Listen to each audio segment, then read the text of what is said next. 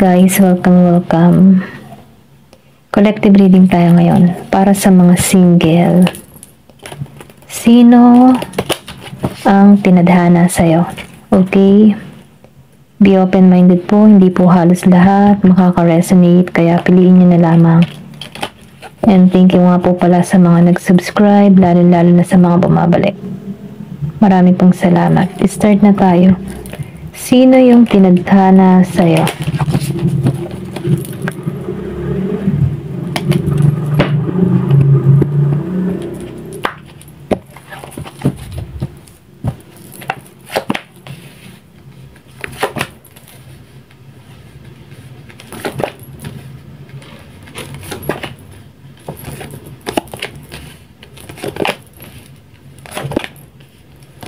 Okay.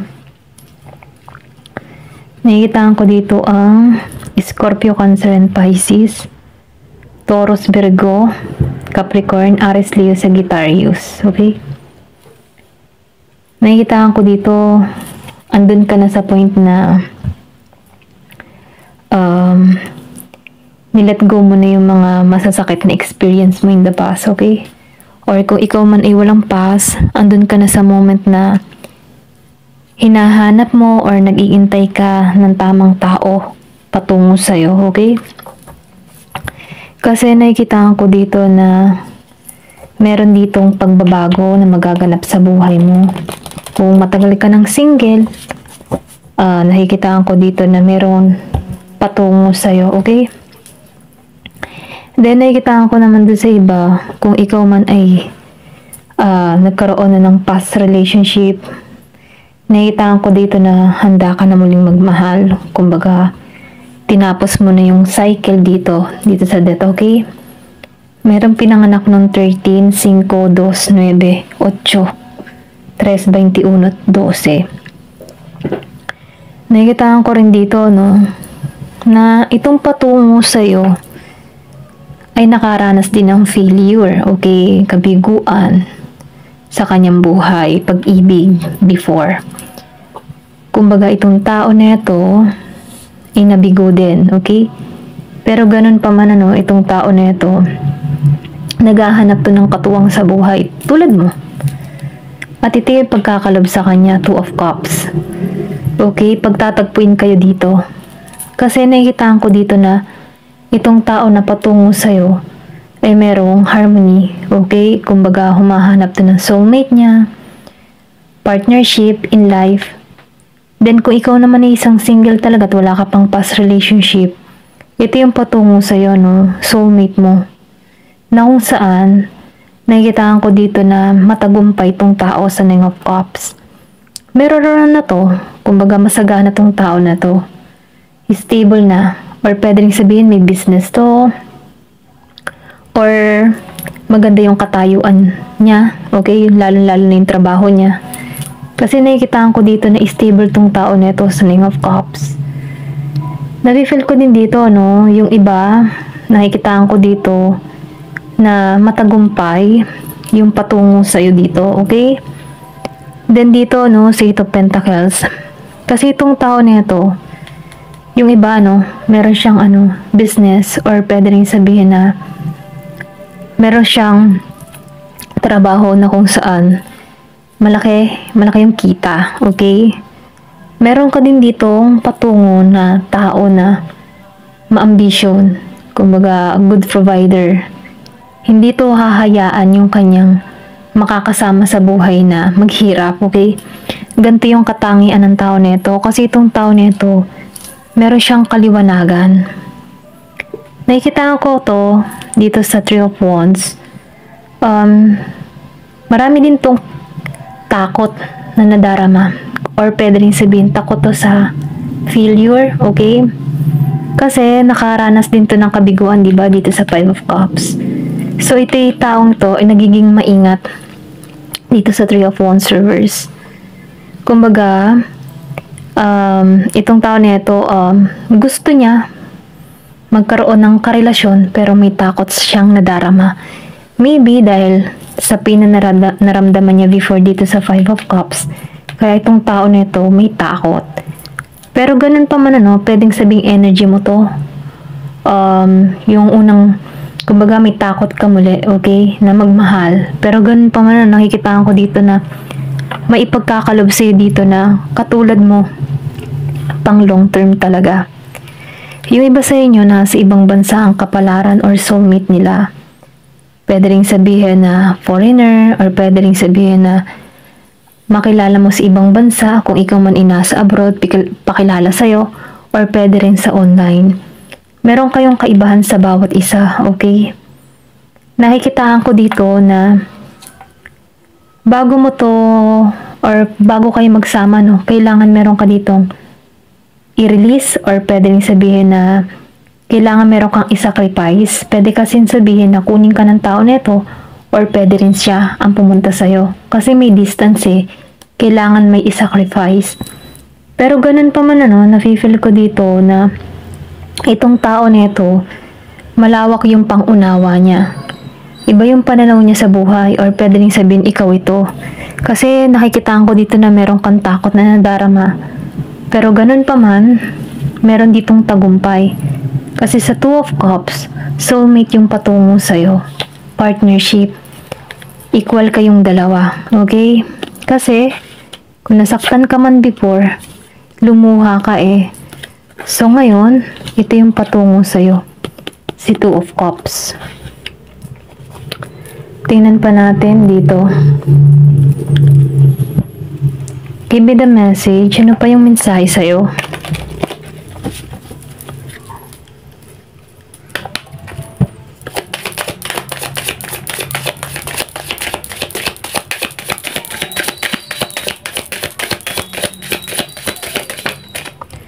Tumalsik to. Express your love. Nafe-feel ko tong tao neto na siya yung tipo ng tao na pinapahayag niya yung kanyang nararamdaman. Once na nagustuhan ka ng tao neto, na-action talaga, okay?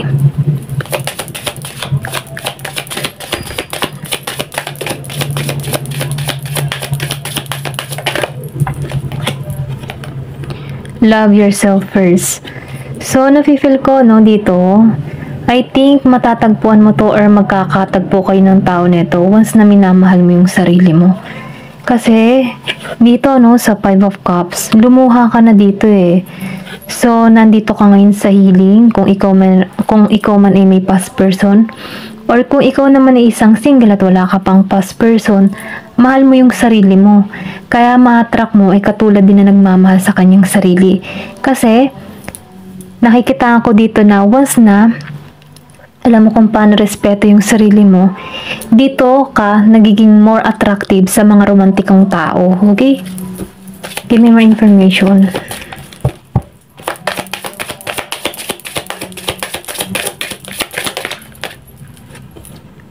Keep an open mind. Kumbaga, sinasabihan ka dito na yung soulmate na parating sa'yo ay minsan hindi mo inaasahan. Kumbaga, huwag ka masyado mag-expect ng too much para sa tao neto. Kasi, meron ding kaibahan sa inyong dalawa. Kumbaga, once na nag-expect ka ng halimbawa pogi, macho, ganyan, pero may ugali namang hindi maganda. So, sinasabihan ka dito na magikang open-minded. Sino yung makakasundo mo, kahit hindi naman kagwapuhan at mapapanatag ka dito, mahalin mo once na mahal ka din ito. Okay? Pero, syempre, kanya-kanya naman kayo ng type ng tao. Piliin nyo kung ano ba talaga, kung gugustuhin mo tong tao na ito. Pero I think magugustuhan mo tong tao na ito kasi nafe-feel ko yung compatible sa bawat isa. Give me more information.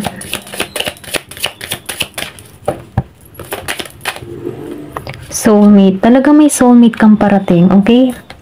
This is your soulmate, Two of Cups. Okay? May soulmate ka talaga.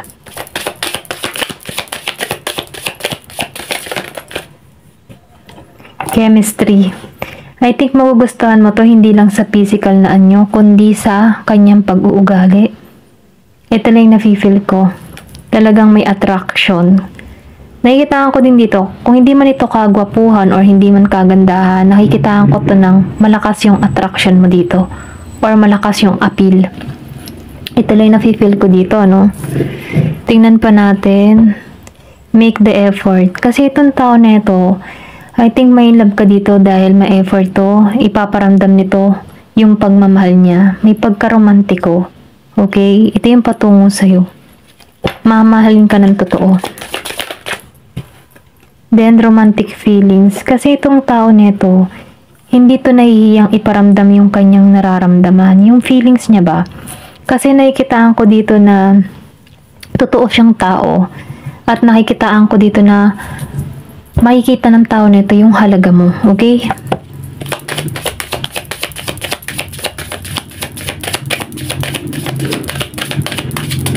Tumalsik to. Very soon. Malapit na. Okay, malapit na siyang tumungo sa'yo. Kaya, once na inaalagaan mo yung sarili mo, naghihiling ka, malapit na to, okay? Tingnan natin kung ano yung mensahe sa'yo.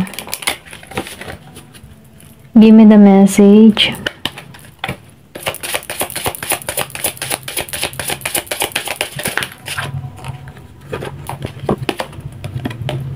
Connection. So, kung makikita mo, kung makikita mo, may connection talaga kayo. Meron ditong number 6. Nafe-feel ko yung pagka-romantiko ng tao nito.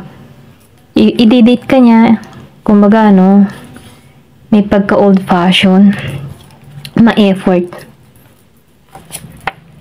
Forgiveness. Meron din ditong hihingi ng tawad sa'yo. Okay? Pwede rin sabihin, kung may past person ka dito, meron tong hihinging tawad. Kung meron kang past person, hihingi siya ng tawad sa'yo. Okay? Merong Year of the Rabbit. Or pwede rin sabihin, pinatawad mo yung sarili mo at nagpatawad ka. Ayan. Meron ditong creativity. So, nafe-feel ko dito yung romantic feeling or pwede rin sabihin, magbubukas yung oportunidad sa'yo dito, okay? Sa creativity. Kumbaga, itong tao nito ay ginagabayan ka patungo dito. Kumbaga, meron ditong angel. Then, meron ditong transformation. Nakikitaan ko dito na marami kang lesson na makukuha sa tao nito or pwede rin sabihin na bago mo to matagpuan, maraming lesson. Then, nakikitaan ko dito patungo to sa'yo. Tawid dagat or pwede rin sabihin na nagta-travel to, okay? Mahilig siya mag-travel. Nakikitaan ko dito yung pagiging simple ng tao nito, okay? Then may moon, malalim yung kanyang nararamdaman. Nakikitaan ko dito yung happiness. Meron din ditong sunshine na parating sa'yo. Then nakikitaan ko rin dito yung tagumpay sa connection na to. Okay, ginagabayan ka patungo rito.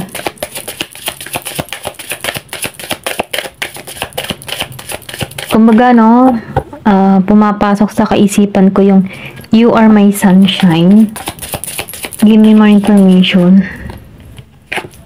So, the sacred woman. Okay, yung iba sa inyo, relihiyoso, or pwede rin sabihin na may pagka-spiritual ka, okay? Ito lang yung nakikita ko. Minamanifest mo to, okay? Hinihiling mo to na magkaroon ka ng magmamahal sa'yo, okay? Meron ditong Taurus. Then, nakikitaan ko dito, meron ditong Katoliko. Ayan, Christian.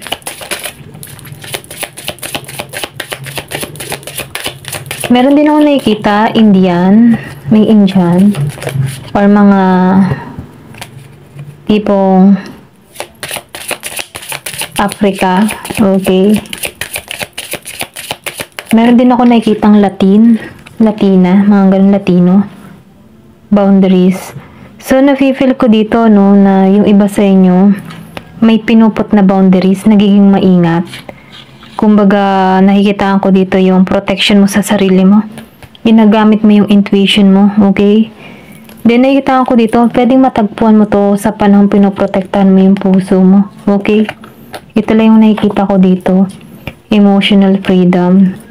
Nakikitaan ko dito yung meron kayong emotion sa bawat isa. Kumbaga, malaya kayong sabihin yung saloobin mo, yung nararamdaman mo, at ganun din tong tao nito.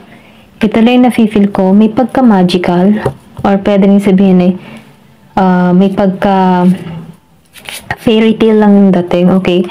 Meron ditong Year of the Rabbit.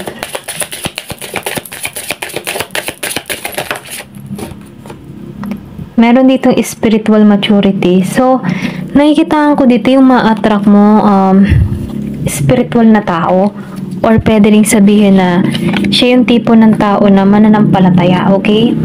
Kumbaga, marami kang pagsubok na kinaharap dito, pero nakikitaan ko dito na patungo ka dito sa tagumpay nito, okay? May protection, or pwede ring sabihin na meron kang psychic ability, okay? Ito lang yung nafe-feel ko, yung iba sa inyo.